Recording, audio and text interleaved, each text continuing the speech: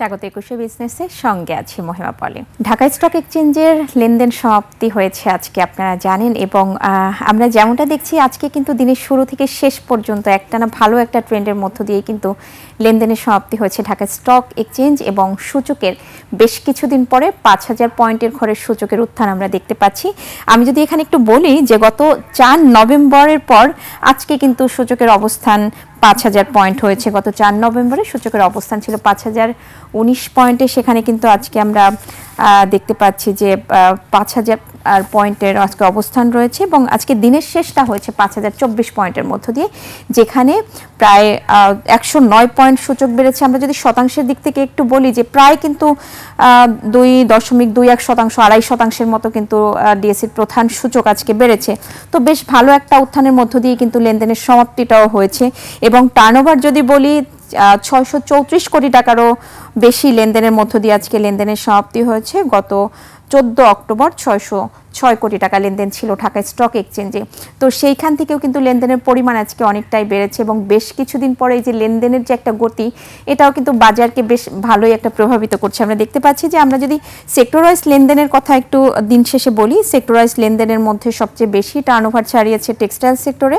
মোট লেনদেনের ১৫.৩৬% লেনদেন হয়েছে। টাকার অঙ্কে যদি একটু উল্লেখ করি ৯০ কোটি টাকার মতো লেনদেন হয়েছে এই সেক্টরটিতে, যেখানে ইঞ্জিনিয়ারিং সেক্টরে ৮১ কোটি টাকা, মোট লেনদেনের ১৩.৮২% এবং ফার্মাসিউটিক্যাল সেক্টরে ৬৮ কোটি টাকা লেনদেন হয়ে এই তালিকায় তৃতীয় অবস্থান রয়েছে।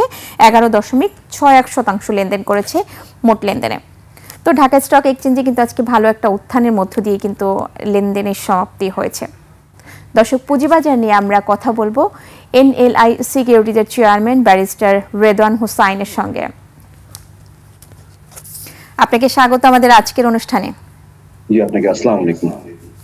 জি, আপনি শুনছিলেন যে আমরা ঢাকা স্টক এক্সচেঞ্জের দিন শেষের লেনদেনের চিত্র তুলে ধরছিলাম এবং আমি যদি এখানে একটু বলি যে গত ৪ নভেম্বর ঢাকা স্টক এক্সচেঞ্জে ৫,০১৯ পয়েন্টের মতো প্রধান সূচকটি ছিল, ডিএসসির প্রধান সূচক, এবং নভেম্বরের ১৪ অক্টোবর লাস্ট ৬০৬ কোটি ৪২ লাখ টাকার মতো টার্নওভার ছিল।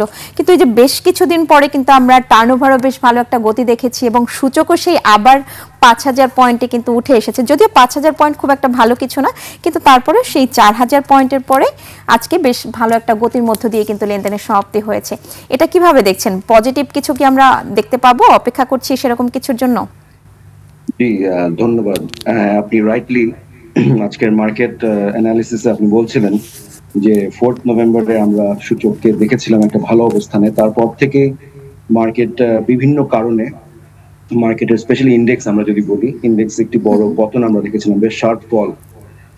সেখানে আসলে রাজনৈতিক অস্থিরতার একটা বিষয় ছিল মার্কেটে। অনেকেই রাজনৈতিক স্থিতিশীলতা নিয়ে কনসার্ন ছিল। ওই বিষয়ে একটা মার্কেটে ইম্প্যাক্ট ফেলেছে। বিনিয়োগকারীরা নতুন যে মার্জিন রুলস, ওটার ইমপ্লিমেন্টেশন কবে হবে, কি হবে, এটার বিষয় নিয়েও মানুষের মধ্যে একটু নেগেটিভিটি ছিল, যে কারণে আমরা মার্কেটে একটা শার্প ফল দেখেছি। তো আলহামদুলিল্লাহ বিগত কয়েকদিন আমরা দেখছি market is trying to come back on track এবং এটা একটা ন্যাচারাল ফেনোমেনা আমি বলবো। যখন মার্কেট হঠাৎ করে বেশ পড়ে যায় বিভিন্ন ফ্যাক্টরস এর কারণে এবং আন্ডার ভ্যালুড হয়ে যায় শেয়ার, অটোমেটিক্যালি সেখানে আপনার একটা ডিমান্ড জোন চলে আসে এবং ডিমান্ড ক্রিয়েট হয়। আন্ডার ভ্যালুড শেয়ার হান্ট করার জন্য অলওয়েজ বিনিয়োগকারী বসে থাকে। তো ওইটারই প্রতিফলন আমরা দেখেছি। বেশ কিছু শেয়ার পাওয়ার সেক্টরে, আপনি টেক্সটাইল সেক্টরের কথা বললেন, ফার্মা সেক্টরে সিলেক্টেড বেশ কিছু স্টক এই মার্কেটে যখন ইন্ডেক্স পড়েছে তারা আন্ডার ভ্যালুড হয়ে গিয়েছিল এবং সেখানে ডিমান্ড জেনারেট হয়েছে এবং বিগত কয়েকদিন আমরা আলহামদুলিল্লাহ ভালো টার্নওভার দেখছি। তো আশা করছি যে মার্কেটের এই ভাইব্রেন্সি যেটা আছে এটা আগামীতেও কন্টিনিউ করবে। তো মার্কেটের আসলে এরকম একটা ভালো একটা দিনে আমরা একটু অন্য সংবাদ দিই, এটা আমাদের জন্য দুঃসংবাদও বলতে পারি। আসলে এই যে গত জানুয়ারি থেকে নভেম্বর পর্যন্ত মন্দা শেয়ার বাজারের জন্য ১১৭টি ব্রোকারেজ অফিস বন্ধ হয়েছে। এটাকে আপনি কিভাবে দেখছেন? জি, আমিও এই নিউজটা পড়লাম যে প্রায় ১১৭টি ব্রোকারেজ হাউসের ব্রাঞ্চ বা আমাদের যে ইউনিটগুলো থাকে ফ্র্যাঞ্চাইজ ইউনিট, ওগুলো বেসিক্যালি বন্ধ হয়ে গিয়েছে। এটার আসলে বেশ কিছু কারণ আছে। আপনাকে দেখতে হবে মাঝের ২ মাস বাদ দিয়ে, আমার মোস্ট প্রবাবলি মনে হয় আপনার জুলাই অগস্ট, জুলাই আগস্ট, এই দুটো মাস বাদ দিলে আমাদের অ্যাভারেজ টার্নওভার 300 থেকে 350 কোটি টাকার মতো ছিল। জি। তো আমরা যে ব্রোকারেজ হাউস গুলো আছে, যেমন আমাদের এনএলআই সিকিউরিটিজ একটি স্বনামধন্য ব্রোকার হাউস, তো আমাদের ব্রোকারের হাউস গুলোর মূল ইনকামই হচ্ছে ট্রেড কমিশন। তো যখন জি। আপনার মার্কেটে ট্রেড ভলিউম ফল করে 300-350 কোটি টাকা চলে আসে, এতগুলো হাউস মার্কেটে অপারেট করছে, তাদের জন্য আসলে সাস্টেইন করা, তাদের সেই এক্সপেন্স গুলো তুলে আনাই বিকামস চ্যালেঞ্জিং আসপেক্ট। এই একটা কারণে অনেকগুলো ব্রাঞ্চ তারা হয়তো প্রফিটেবিলিটিতে অপারেট করতে পারছে না, because fixed cost, overhead cost যেটা আছে ওটা তো তুলে আনতে হয় মূলত এই কমিশনের মাধ্যমে। অবভিয়াসলি কিছু কিছু হাউসের মার্জিন লোন থেকে ইনকাম আছে, বাট অনেকেই আছে মেইন ইনকামটা ইজ ফ্রম দি আপনার ব্রোকারেজ কমিশন। তো একটা মেজর কারণ হচ্ছে এইটা, যখন ট্রেড আপনার 300-350 কোটিতে রেগুলার হচ্ছে, ওভারঅল দেখা যাচ্ছে অনেক হাউসের 50 লাখ 1 কোটি টাকা ট্রেড হচ্ছে, তো ওরা সাস্টেইন করতে পারছিল না। এটা ইন আ ওয়ে নেগেটিভ। এবার আমি একটা পজিটিভ সাইডও বলি। হতে পারে, আমি এক্স্যাক্টলি জানি না কেন হাউসগুলো বন্ধ হয়েছে বা ব্রাঞ্চগুলো কেন বন্ধ হয়েছে, বাট এখানে রিসেন্টলি। যদি আমি আপনাকে একটু ইন্টারাপ্ট করি যে জি সিকিউরিটিজ হাউসগুলোর কর্তৃপক্ষ যারা আছেন ওনারা বলছেন যে লেনদেনে আসলে কম হওয়া, যেটা হচ্ছে Correct. খরচ সামাল দিতে পারছেন না হাউসগুলোর মালিক পক্ষ। Correct. এবং আরেকটা বিষয় হচ্ছে সনদ নবায়ন না হয় এবং অফিস সংস্কারমূলক কাজের জন্য এগুলো আসলে বন্ধ হচ্ছে। তো অফিস Right. সংস্কারমূলক কাজের জন্য যে অফিসগুলো বন্ধ হচ্ছে সেটা হয়তো পুনরায় আবার চালু হবে, কিন্তু আরেকটা জি বড় ইস্যু যেটা রয়েছে সনদ নবায়ন না হওয়া। প্রত্যেকটা অফিসের তো একটা সিস্টেম আছে যেটা জি নির্দিষ্ট BSc টাইম পিরিয়ড পরে হচ্ছে একটা সনদ নবায়ন হবে, তো সেই BSc জায়গা থেকে তারাই বা permission কেন নিয়ে। গাফলতি করেছে?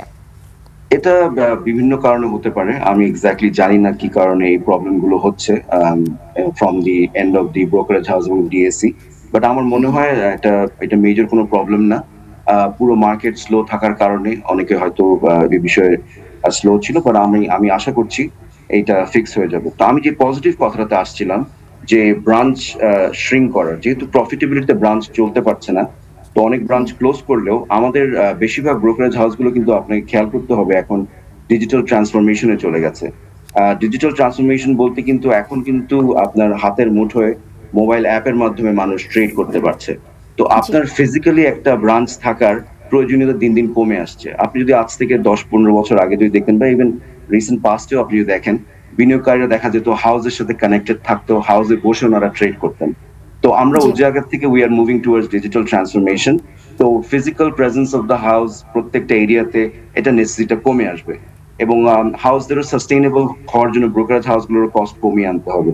তো আমার মনে হয় ওইটাও একটা, আগামীতে দেখবেন হয়তো আরো হাউসের যে ব্রাঞ্চগুলো আছে কিছুটা হয়তো কমে আসবে, অথবা আপনার যেভাবে এক্সপ্যানশন হওয়া উচিত ওভাবে হবে না, বিকজ এখন ডিজিটালাইজড হয়ে যাচ্ছে, everybody can trade from there mobile phone, আপনার হাউসে যাওয়ার প্রয়োজন কিন্তু নেই। কিন্তু তো এটা একটা। সবকিছুর জন্য আমরা একটা পর্যায়ে দেখে যাই যে আসলে সাধারণ বিনিয়োগকারীরাই কিন্তু লুজার হয়। তো এখানেও কিন্তু জি সাধারণ বিনিয়োগকারীরা একটু বিপদেই পড়েছেন। তারা আসলে এই হাউসগুলোতে যারা এই হাউসগুলোর মাধ্যমে যারা লেনদেন করছেন তারা কিন্তু এই মুহূর্তে লেনদেন করতে পারছেন না, তারা কিন্তু বড় একটা বিপদেই পড়েছেন। তো তাদের জন্য আসলে কি করা উচিত তাদের? জি আসলে যদি ব্রাঞ্চ বন্ধ হয়ে থাকে সেক্ষেত্রে আমি বলছি যে বিনিয়োগকারীদের সমস্যা হওয়ার কথা না, কারণ হাউস হাউস যখন বন্ধ হয়, আমরা দেখেছি আমাদের সিকিউরিটি এক্সচেঞ্জ কমিশন বিভিন্ন দুর্নীতি এবং বিভিন্ন অনিয়মের কারণে বেশ কিছু হাউস বন্ধ করেছেন। ওখানে বিনিয়োগকারীরা অবভিয়াসলি বিপাকে পড়েছেন, ট্রাবলে পড়েছেন, কিন্তু ব্রাঞ্চ অফিস বন্ধ হলে আমার মনে হয় না তাদের ট্রেডে কোনো সমস্যা হবে, জি। জি। যতক্ষণ পর্যন্ত মেইন হাউসের মেইন ব্রাঞ্চ অপারেট করছে। আর জি, এটাই আমার উত্তর। জি এটা কিন্তু শুধু ব্রাঞ্চ অফিস না, কিছু মেইন অফিসগুলো কিন্তু মানে হাউসগুলোই বন্ধ হয়েছে, এর মধ্যে দুই একটা এরকমও আছে। আচ্ছা আচ্ছা, আমি এই নিউজটা আসলে ফলো আপ করিনি আজকে, আনফরচুনেটলি, সরি। জি জি, আমরা আসলে শেষ পর্যায়ে চলে এসেছি। খুব ছোট্ট করে যদি বলতেন যে বিএসসিসি বাজারে মধ্যস্থকারী প্রতিষ্ঠানগুলোকে নেগেটিভ ইকুইটি সমন্বয় করার জন্য একটা সময়সীমা বেঁধে দিয়েছেন, এটা হচ্ছে 31 ডিসেম্বর পর্যন্ত বেঁধে দিয়েছেন। এটা নিয়ে খুব শর্টলি যদি কিছু বলতেন। বেসিক্যালি নেগেটিভ ইকুইটির বিষয়টা ইজ ভেরি ইম্পর্টেন্ট।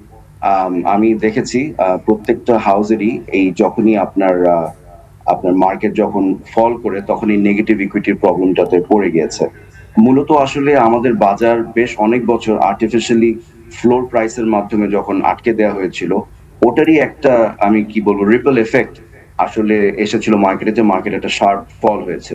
তো শার্প জি। ফল হওয়াতে অনেক সময় অনেক ব্রোকারেজ হাউস টাইমলি হয়তো মার্জিন কল করতে পারেনি বা কমপ্লায়েন্স করেনি, যে কারণে এই নেগেটিভ ইকুইটির সমস্যাটা আমরা বছরকে বছর দেখে আসছি, হাউসগুলো এটা নিয়ে সাফার করছে। তো আমাদের ACC every from time to time always instructions দিচ্ছে হাউসগুলোকে যে এটা কিভাবে আপনার গুছিয়ে আনা যায়, এবং আমরা হাউসরাও আপনার রিপোর্টিং করছি পিরিয়ডিক্যালি, জানাচ্ছি কিভাবে আমরা পলিসিগুলো নিচ্ছি, কি কি পলিসির মাধ্যমে বা কি কি ইনিশিয়েটিভস এর মাধ্যমে আমরা নেগেটিভ ইকুইটি গুলোকে আপনার কভার করে নিয়ে আসতে পারি। তো আমাদের নেগেটিভ ইকুইটি কভার করার বিষয়ে আসলে very important factor will be মার্কেটের ভাইব্রেন্সি, ট্রেড ভলিউম বাড়া, মার্কেট ভালো হওয়া। আমি বিশ্বাস করছি যদি মার্কেট আগামীতে ভালো হবে এবং হওয়ার সাথে সাথে এই নেগেটিভ ইকুইটির যে সমস্যাটা আছে হাউসগুলো এটার থেকে খুব ইজিলি রিকভার করে আসতে পারবে। জি, ধন্যবাদ আপনাকে আজকে আমাদের সঙ্গে এখানে যুক্ত হবার জন্য। আপনাকে ধন্যবাদ। জি, আসসালামু আলাইকুম। ওয়ালাইকুম আসসালাম। দর্শক, এতক্ষণ আমরা পুঁজিবাজার পরিস্থিতি নিয়ে কথা বলছিলাম এনএলআই সিকিউরিটিজের চেয়ারম্যান ব্যারিস্টার রেদওয়ান হোসাইনের সঙ্গে। দর্শক, এবার নিচ্ছে একটা বিরতি। বিরতির পর দেশ বিদেশের ব্যবসা বাণিজ্য অর্থনীতির নানা খবর নিয়ে আসছেন মার্জিয়া প্রেয়সী। সঙ্গে থাকুন।